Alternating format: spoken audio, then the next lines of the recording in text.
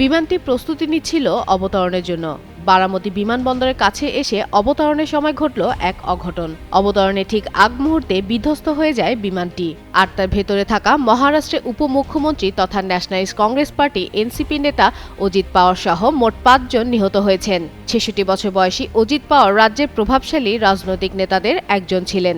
দুর্ঘটনার দিন দলীয় কর্মসূচিতে যোগদানের জন্য বারামতি যাচ্ছিলেন তিনি। বিধ্বস্ত বিমানটি দিল্লির চার্টার কোম্পানি ভিএসআর এর মালিকানাধীন লিয়ারজেট 45 মডেলের ছিল। এদিকে প্রাথমিক তথ্য অনুযায়ী অবতরণের ঠিক আগে কোনো প্রযুক্তিগত বা যান্ত্রিক ত্রুটির কারণে বিমানটি নিয়ন্ত্রণ হারায়। উদ্ধারকারী দল দ্রুত ঘটনাস্থলে পৌঁছে উদ্ধার কাজ শুরু করেছে।